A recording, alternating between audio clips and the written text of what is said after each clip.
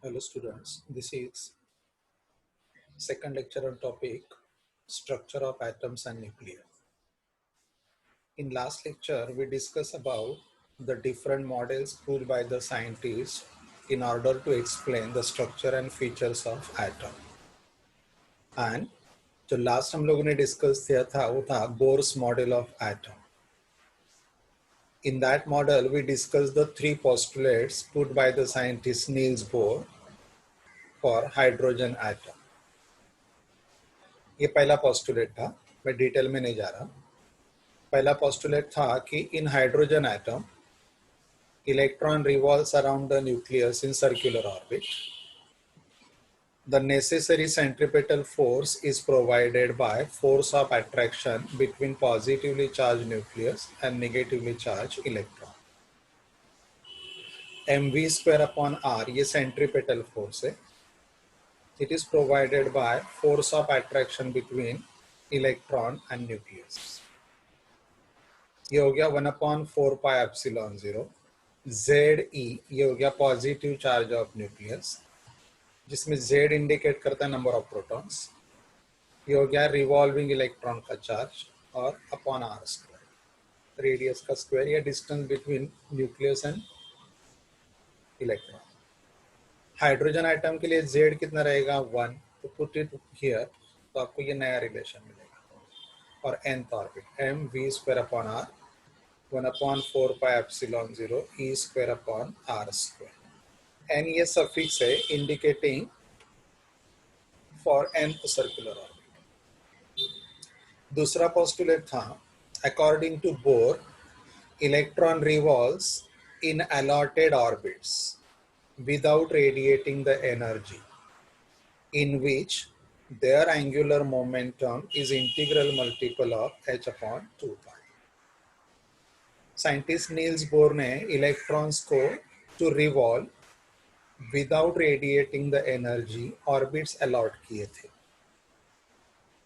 To electrons orbits are allotted according to the value of their angular momentum, and as long as they revolve in allotted orbit they do not radiate the energy. So the orbits are called as what? Stable orbit. And this is how stability was provided by scientist Niels Bohr to electron circular motion and hence to the atom.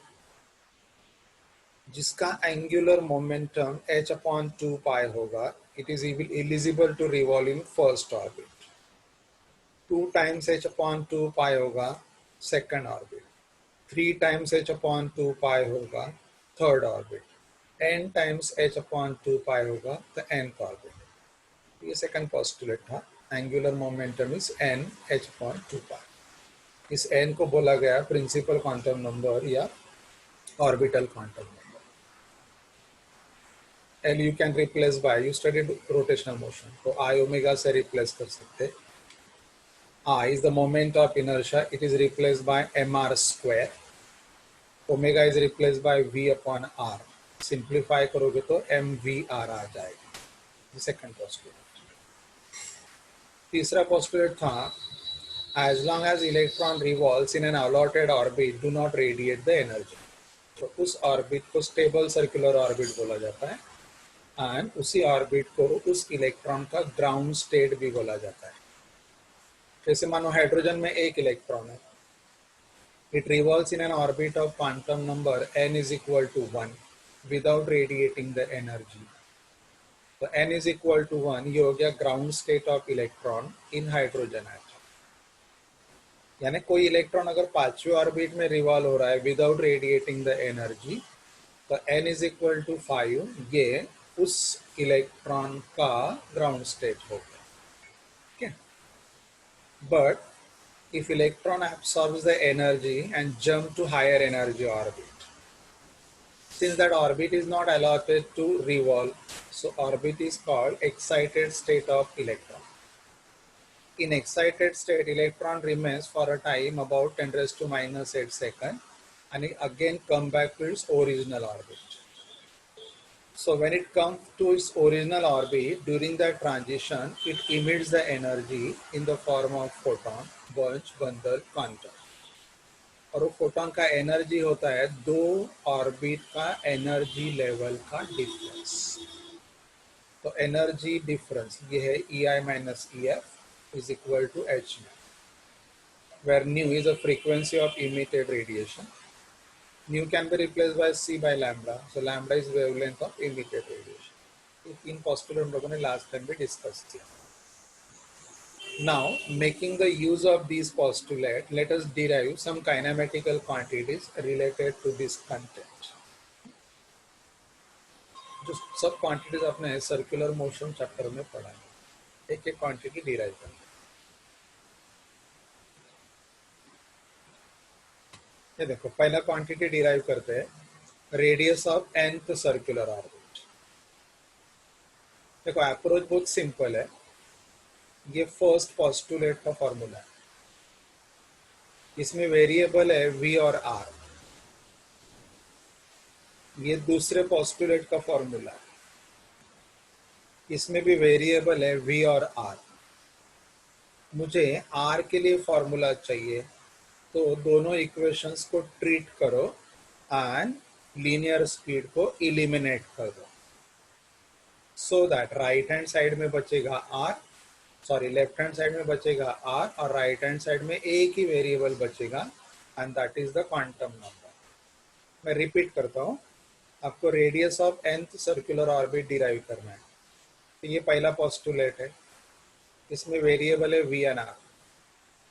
ये दूसरा postulate है, इसमें variable है v, r and n. तो अगर r के लिए formula चाहिए तो सिंपल थिंग है, v को इलिमिनेट करो तो left hand side r, right hand side खाली n बचेगा, v इलिमिनेट हो जाए. This is how one can obtain expression for radius. तो देख मैं v कैसे इलिमिनेट कर रहा हूँ. ये पहला पोस्टुलेट है, ठीक है. ये हाइड्रोजन आइटम के लिए, क्योंकि यहाँ z नहीं दिख रहा है, इसका मतलब Z1 है, ठीक है. ये r और ये r स्क्वायर, तो एक r कम कर दो and write the formula for v square. तो v square is equal to, ये मैंने लिखा 1/4 pi epsilon 0 e square. r कम हो गया और ये m नीचे आ गया. Okay, what is second postulate? mvr is equal to nh/2 pi. यहाँ v के लिए राइट हैंड साइड लिखो, एक m and r on a right hand side, they are brought here. अभी ये v का टर्म है, इसको स्क्वायर कर लो. अगर स्क्वायर करोगे तो ये इक्वेशन और ये इक्वेशन का राइट हैंड साइड इक्वेट कर सकते हो. तो हियर इट इज स्क्वायर, तो ये हो गया n square h square 4 pi square m square r square. ये भी v स्क्वायर है, ये भी v स्क्वायर है. इनका लेफ्ट हैंड साइड अगर सेम है तो equate the right hand sides. तो राइट हैंड साइड ये इक्वेट किया दोनों का, क्योंकि v स्क्वायर का राइट हैंड साइड है. ये अगर आप सिंप्लीफाई करोगे तो दिख रहा है 4 4 कैंसल, पाई रिड्यूस हो गया, m रिड्यूस हो गया, r रिड्यूस हो गया. तो फॉर्मूला क्या रहेगा? देखो ये एप्सिलॉन 0 राइट में है इधर ऊपर, तो epsilon 0 n square h square हो गया numerator, epsilon 0 n square h square ये न्यूमरेटर हो गया. डिनोमिनेटर पे एक पाई इधर बचा है, एक m इधर बचा है और ये e स्क्वायर आ जाएगा. तो ये हो गया. This is the expression for radius of nth circular orbit in hydrogen atom, right? अभी इसमें क्लियर दिख रहा है पाई m e स्क्वायर, ये कांस्टेंट वैल्यूज है, एप्सिलॉन 0 कांस्टेंट वैल्यूज है, h कांस्टेंट वैल्यूज है. अगर मैंने n का वैल्यू 1 सब्स्टिट्यूट किया, substitute n is equal to 1, that gives you radius of first circular orbit in hydrogen atom. अगर मैं n2 substitute करेगा तो I will get the radius of second circular orbit. तो हम लोग conclude कर सकते हैं कि radius of circular orbit is directly proportional to square of principal quantum number. R is directly proportional to n square. अगर आप ये for atom whose atomic number is greater than 1 के लिए यूज करना चाहते हैं तो z इंट्रोड्यूस करना पड़ेगा. ये z इंट्रोड्यूस करना पड़ेगा. कैसे इंट्रोड्यूस करना है ध्यान रहे, हाँ, शॉर्टकट है. फर्स्ट पोस्टुलेट में देखो, यहाँ पे, यहाँ देखो e स्क्वायर के साथ एक z था, तो हमेशा एडिशन कैसे करने का, ई स्क्वायर के साथ एक जेड लेने का, ई रेस टू 4 रहेगा तो जेड स्क्वायर लेने का, ई रेस टू 6 लेंगे तो जेड क्यूब लेने का, ऑड पावर अवेलेबल नहीं है, ठीक है। तो यहाँ देखो ये हो गया radius of first circular orbit. अगर मैं एन छोड़ दूं तो एन छोड़ के बाकी सब कांस्टेंट है, एन को अगर 1 सब्सटीट्यूट करूँ तो रेडियस ऑफ फर्स्ट ऑर्बिट मिलेगा। ये एक न्यूमेरिकल हम लोग बाद में सॉल्व कर लेंगे। रेडियस आता है 0.5319 एंगस्ट्रॉम। 2 सब्सटीट्यूट करोगे तो दूसरे ऑर्बिट का रेडियस आएगा। तो ऐसे डिसिप्लिन में कंक्लूड कर सकते कि R is directly proportional to N square. अगर आपको जेड इंट्रोड्यूस करना है तो ई स्क्वायर के साथ एक जेड इंट्रोड्यूस कर दो। ये देखो R is directly proportional to N square upon Z, ये कंक्लूजन है, ठीक है। दूसरा ये देखो जो मैंने बोला, radius is directly proportional to square of principal quantum number, radius is inversely proportional to the atomic number.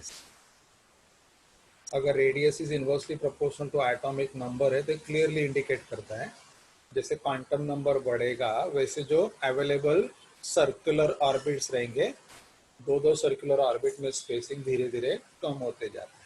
कैसे, ये बाद में हम लोग डिस्कस करेंगे। अभी एक्सप्रेशन फॉर लीनियर स्पीड, यहाँ हम लोगों ने रेडियस फाइंड आउट करने के लिए स्पीड को इलिमिनेट किया था। अभी यहाँ हमें स्पीड फाइंड आउट करना है तो रेडियस को इलिमिनेट करना। ये देखो ये पहला पोस्टुलेट है, ये इसमें आ गया वी स्क्वायर इक्वल टू एक आर कम हो गया, जैसे का वैसा, इक्वेशन 1 इक्वेशन 2। सेकंड पोस्टुलेट है m v r is equal to n h upon 2 pi, ठीक है। तो यहाँ v अगर मुझे फाइंड आउट करना है तो मैं v के लिए राइट हैंड साइड लिखा। यहाँ देखो डिनोमिनेटर पे r प्रेजेंट है, तो ये जो r है इसको भी डिनोमिनेटर पे लेके जाओ राइट हैंड साइड में। तो इक्वेशन 1 में r डिनोमिनेटर पे, ये अगर r इधर गया डिनोमिनेटर पे तो दोनों इक्वेशन पे r डिनोमिनेटर पे चला जाएगा। तो इक्वेशंस का अगर रेशो लिया तो r कैंसिल हो जाएगा। तो देखो मैंने v के लिए फॉर्मूला लिखा ये वाला। अभी ये और ये रेशो है, दोनों को डिवाइड करो तो v square divided by this v, ये देखो v square divided by v, फिर ये साइड और ये साइड से डिवाइड करना, ये देखो 1/4 pi epsilon 0 e square upon r n, और इसे डिवाइड करना है तो रेसिप्रोकल से मल्टीप्लाई कर लो उल्टा 2 पाई एम आर एन अपॉन, ये अगर सिंप्लीफाई करोगे तो देखो कैंसिल हो रहा है, यहाँ v बचेगा, यहाँ 2 रिड्यूस हो गया, पाई कैंसिल हो गया, m कैंसिल हो गया, r कैंसिल हो गया। तो what is v? v is equal to e square upon 2 epsilon 0 nh। This is the linear speed of electron revolving in nth circular orbit. अगर मैं n को 1 सब्सटीट्यूट करूँ तो we will get linear speed of electron revolving in first orbit. क्योंकि हमें electron charge पता है, हमें प्लैंक कांस्टेंट का वैल्यू पता है, we know the value of permittivity. n1 ले लो, we will get linear speed of electron in first orbit. तो रहता है कुछ 2.126 10⁻⁶ मीटर पर सेकेंड। तो कंक्लूजन भी आ गया, v is inversely proportional to n। अगर आपको एटॉमिक नंबर भी इंट्रोड्यूस करना है तो ई स्क्वायर के साथ एक जेड ले लेने का, जो मैंने पहले भी बोला, तो ये फॉर्मूला आ जाएगा, v is directly proportional to z inversely proportional to n। ये दोनों इक्वेशन आपको अच्छे से प्रिपेयर करना है, ठीक है। अगला equation, expression for angular speed, बहुत सिंपल है। As you know, electron is performing uniform circular motion. If electron is performing uniform circular motion, then you can discuss or define angular speed for circular motion of electron. Angular speed का formula क्या था circular motion में? वो formula था omega is equal to v upon r, omega is equal to v upon r, ये आपने पढ़ा है। Now you know the formula for v, ये वी का फॉर्मूला है, ये आर का फॉर्मूला है जो हम लोगों ने अब भी डिराइव किया दोनों। तो दोनों का डिवीजन ले लो यहाँ पे, v upon r, that gives you angular speed. ये फॉर्मूला नोन है आपको। तो ओमेगा इज इक्वल टू ये वी का राइट हैंड साइड और ये आर का रेसिप्रोकल साइड। सिंप्लीफाई करोगे तो यहाँ देखो, मुझे लगता है कुछ कैंसिल होता ही नहीं, तो ये आएगा pi m e raise to 4 upon 2 epsilon 0 square n cube H.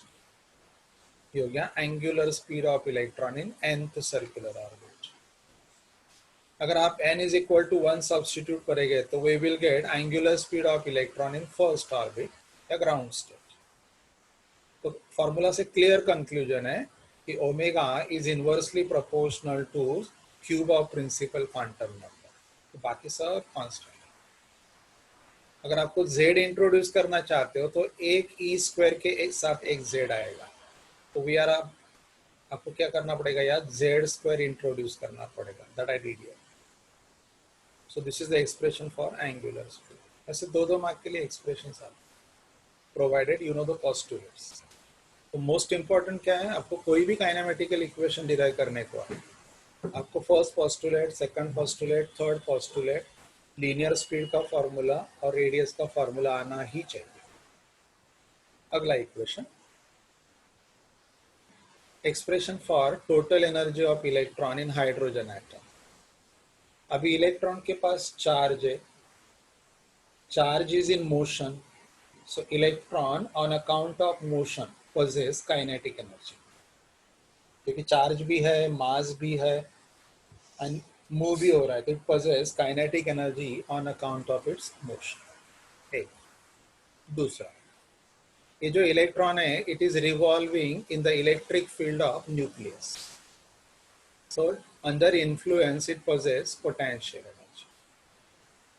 तो एनर्जी तो स्केलर क्वांटिटी है, सो total energy possessed by the electron is sum of kinetic energy and potential energy। तो हम लोग काइनेटिक एनर्जी और पोटेंशियल एनर्जी अलग अलग find करते और ऐड करते। ये देखो, ये पहला postulate, mv square upon r is equal to 1/4 pi epsilon 0 e square upon r n. एक आर रिड्यूस हो जाएगा, दोनों साइड से 1/2 से मल्टीप्लाई करो। अगर मैं यहाँ 1/2 करूँ तो ये मिलेगा, बिकॉज नोइंग कि हाफ mv स्क्वायर ये काइनेटिक एनर्जी होता है, हम लोगों ने 1/2 से यहाँ मल्टीप्लाई किया और यहाँ पे भी मल्टीप्लाई किया, ये आ गया। What is the left hand side is a kinetic energy, तो ये मैंने काइनेटिक एनर्जी लिखा, ये वैल्यू है। यहाँ से एक 2 मार्क का छोटा सा क्वेश्चन आ सकता है कि kinetic energy is inversely proportional to radius of orbit. मतलब जैसे क्वांटम नंबर बढ़ेगा वैसे ऑर्बिटल रेडियस बढ़ेगा, वैसे काइनेटिक एनर्जी का आएगा कम होगा। ये हो गया kinetic energy. Potential energy, potential energy का सिंपल फार्मूला क्या होता है, 11 में भी पढ़ा है ग्रेविटेशन में। Potential energy is equal to what, potential into the charge. Gravitation में आपने पढ़ा था gravitational potential into the mass of satellite. तो यहाँ ग्रेविटेशनल पोटेंशियल की जगह इलेक्ट्रिक पोटेंशियल आएगा एंड मास ऑफ सैटेलाइट की जगह चार्ज ऑफ इलेक्ट्रॉन आएगा, क्योंकि सैटेलाइट की जगह यहाँ इलेक्ट्रॉन डिस्कस होगा। ये इलेक्ट्रिक पोटेंशियल होता है 1/4 pi epsilon 0 e upon r, ये हो गया इलेक्ट्रिक पोटेंशियल, मल्टीप्लाइड बाय कौन रिवॉल्व हो रहा है, इलेक्ट्रॉन माइनस, ये प्रोडक्ट ले, ये फॉर्मूला है। EP is equal to 1/4 pi epsilon 0, minus sign तो आएगा, potential energy E square upon r. यहाँ पे भी 2 मार्क का क्वेश्चन आ सकता है, potential energy is inversely proportional to radius and minus sign says what, that electron is bound to revolve, potential energy is greater than the kinetic energy. So what is the total energy possessed by revolving electron is addition of kinetic and potential. ये हो गया kinetic और ये हो गया potential. दोनों में कौन कॉमन है देखो, 1/4πε0 कॉमन है, या तो 1/πε0 कॉमन लेते हैं, ये वाला E²/r ये भी कॉमन है, यहाँ बचेगा 1/8 माइनस यहाँ 1/4। ठीक है, तो 1/8 माइनस 1/4 ये हो जाएगा -1/8, तो ये आ गया टोटल एनर्जी। सिंपल। अभी टोटल एनर्जी नेगेटिव क्यों है? Negative total energy clearly indicates potential energy is greater than the kinetic energy and that is why total energy is negative. एक दूसरा, total energy negative indicates that the electron is bound to revolve. Electron is bound to revolve. और एक conclusion draw कर सकते हैं कि total energy is inversely proportional to radius of orbit. ऐसे छोटे छोटे क्वेश्चन आ सकते हैं। अभी हम लोग इक्वेशन में रेडियस का वैल्यू सोच सकते हैं। What is the radius of an circular orbit? ये radius ε0 n² h²/π m²। Let me substitute this value in equation 3। यहाँ सब्स्टिट्यूट करो, see what I did here, ये मैंने सब्स्टिट्यूट किया आर का वैल्यू। सिंप्लीफाई करोगे तो ये मिलेगा एनर्जी का formula, the most important formula, -me⁴ upon 8 ε0² n² h। अगर हम लोग यहाँ n = 1 सब्स्टिट्यूट करेंगे तो राइट हैंड साइड का वैल्यू कांस्टेंट आएगा, क्योंकि बाकी सब कांस्टेंट है। If n = 1 then this value is constant। वो रहेगा total energy of electron revolving in first orbit or in a ground state of hydrogen atom। कब? जब n = 1 सब्स्टिट्यूट करेंगे। और वो वैल्यू अगर हम लोगों ने कैलकुलेट किया, आगे कैलकुलेट किया है, तो ये वैल्यू कितना है, ये देखो, ये मैंने यहाँ n = 1 लिया, तो n मास ऑफ इलेक्ट्रॉन पता है, चार्ज ऑफ इलेक्ट्रॉन पता है, ε0 is known to us, h is known to us, substitute and solve। ये हम लोग जब न्यूमेरिकल सॉल्व करेंगे तो it will be one of the numerical to solve. अभी डायरेक्टली तो ये एनर्जी जूल में इतना है, 21.6 से 10⁻⁻19 जूल आएगा। Since energy is 10⁻⁻19 very small energy, so small energy values to express one more unit is suggested, that is electron volt। आपको पता है 1 electron volt is what? 1.6 into 10⁻⁻19 joule.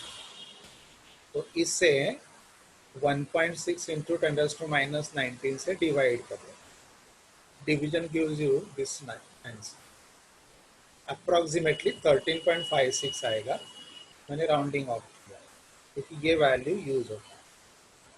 So this is the total energy of electron revolving in first orbit, revolving in orbit of quantum number n = 1, revolving in ground state of hydrogen. अगर हम लोग z भी consider करेंगे तो क्या आएगा, यहाँ z² introduce करना पड़ेगा e⁴ के बाजू, एक e² के लिए एक z।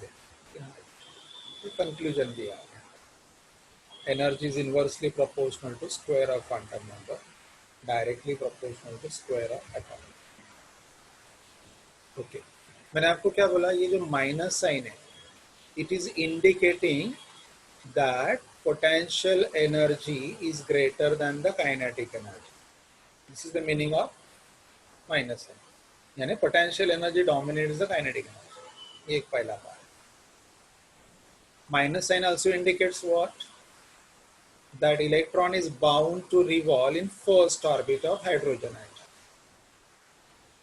If plus 13.6 electron volt energy supplied to, अगर आपने उस रिवॉल्विंग इलेक्ट्रॉन को एक फोटोन सप्लाई किया, फोटोन का एनर्जी था plus 13.6 electron volt, that photon is absorb by the electron revolving in first orbit, तो उसका टोटल एनर्जी हो जाएगा 0। अगर टोटल एनर्जी 0 हो जाएगा, इसका मतलब क्या है that electron leaves the orbit permanently. That electron not only leaves the orbit permanently, but also leaves that atom permanently. So plus 13.6, this energy supplied is called as ionization energy. क्योंकि उतना energy supply करेंगे तो ये electron भागेगा, वहां से निकल जाएगा, तो आप उस हाइड्रोजन आइटम को हाइड्रोजन प्लस आयन लिखोगे, इसका मतलब 1 इलेक्ट्रॉन डेफिशिएंट। तो इसका निगेटिव वैल्यू, मतलब ये निगेटिव है तो 13.6 ये जो एनर्जी है is called as excitation energy. आपने उसी एनर्जी को ग्रेविटेशन में बोला था binding energy. Minimum energy that should be supplied to a satellite to make it free from earth gravitational influence is a binding energy. यहाँ पे भी the minimum energy that should be supplied to the electron in hydrogen atom to make it free from the orbit and hence to the atom is called excitation energy. तो excitation energy कितना रहेगा? 13.6 electron. देखो यहाँ मैंने आपको calculate करके दिया, ये फर्स्ट एक्साइटेशन है। नॉर्मली क्या रहता है? E2 minus E1। ये फॉर्मूला हम लोग बाद में डिराइव करने जा रहे हैं।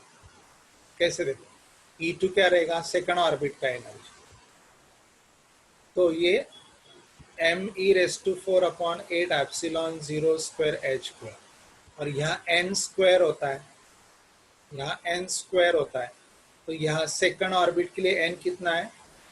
2, तो n स्क्वायर कितना हो जाएगा? 4, तो ये 1/4 है। और पहले ऑर्बिट के लिए n कितना होता है? 1, तो ये 1 है। तो राइट हैंड साइड एक्चुअली क्या है? देखो कर्सर पे ध्यान दो, ये सेकंड ऑर्बिट का इलेक्ट्रॉन एनर्जी, और 1/4 की जगह ये 1 लोगे तो फर्स्ट ऑर्बिट का इलेक्ट्रॉन एनर्जी। ये सब्ट्रैक्शन, ये सब्ट्रैक्शन। ओके, 1 मिनट, मैं आपको आयोनाइजेशन एनर्जी एक्सप्लेन कर रहा हूँ। ये देखो इलेक्ट्रॉन, इलेक्ट्रॉन फर्स्ट ऑर्बिट से orbit of quantum number infinity में चला गया। लैंग्वेज देखो, energy absorbed by an electron to become free from the orbit and hence from the atom is called ionization energy. Hydrogen atom में electron revolve हो रहा है first orbit में। when it goes to orbit of quantum number infinity तो practically exist नहीं होता, इसका मतलब इलेक्ट्रॉन फ्री हो जाएगा। इस ऑर्बिट में इलेक्ट्रॉन का एनर्जी कितना है? me⁴/8 एप्सिलॉन 0 स्क्वायर h², और ये 1, ये n का रिप्लेसमेंट यहाँ वाला, और इन्फिनिटी ऑर्बिट में उसका एनर्जी कितना हो जाएगा? 0 हो जाएगा। तो ये वैल्यू कितना है? सॉल्व करेंगे तो 13.6 प्लस आएगा। तो इतना एनर्जी अगर आप इलेक्ट्रॉन को सप्लाई करोगे, it becomes free from the orbit. ठीक है, इसको बोलते हैं आयोनाइजेशन एनर्जी। अगर ये E हम लोग लेफ्ट हैंड साइड में ले लेंगे तो E infinity minus E1 upon E, ये हो जाएगा 13.6 वोल्ट। तो 13.6 के साथ यूनिट आ गया V, उसको बोला जाता है ionisation potential. It's called as what? Ionisation potential. Clear? ये था orbit first to orbit infinity.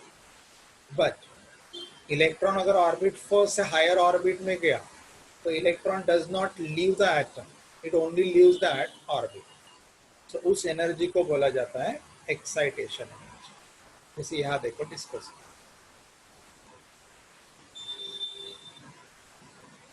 देखो मानो इलेक्ट्रॉन फर्स्ट ऑर्बिट से सेकंड ऑर्बिट में गया, तो the orbit into which electron transition take place is excited energy level, क्योंकि that energy level is not allotted to electron to revolve, तो excited state हो। तो ये excited state minus ground state का energy, ये हो गया excited state का एनर्जी, पहला excited state माइनस ये ग्राउंड स्टेट का एनर्जी, ये कॉमन दिया है मैंने। ये n स्क्वायर है सेकंड ऑर्बिट के लिए और ये 1 स्क्वायर है फर्स्ट ऑर्बिट, ये -3/4। अगर आपने ये पार्ट सब्स्टिट्यूट किया, ये होता है 13.6 और 3/4। अगर ये हम लोगों ने सिंप्लीफाई किया तो ये हो जाएगा 10.2 electron. So if photon of this energy is supplied to the electron jump from first orbit to second orbit, so it goes to excited state, right? तो ये हो गया एक्साइटेशन एनर्जी। अगर ये E से डिवाइड कर लोगे इधर तो पहला एक्साइटेशन पोटेंशियल हो जाएगा। ये देखो E से डिवाइड कर लोगे तो ये जो बचेगा 10.2, ये हो जाएगा पहला एक्साइटेशन पोटेंशियल। ठीक है, तो ये हो गया एक्साइटेशन एनर्जी का कंसेप्ट। इसमें क्या होता है, electron does not leave the atom, it only leaves the orbit, it jumps from inner orbit to outer orbit and it jumps to the outer orbit in which it is not fit to revolve or of that orbit is not allotted to. तो पहले orbit से दूसरे first excitation energy, पहले orbit से तीसरे second excitation energy, ऐसे आप solve कर सकते। It's very simple. ठीक है, next time will continue with the chain chapter.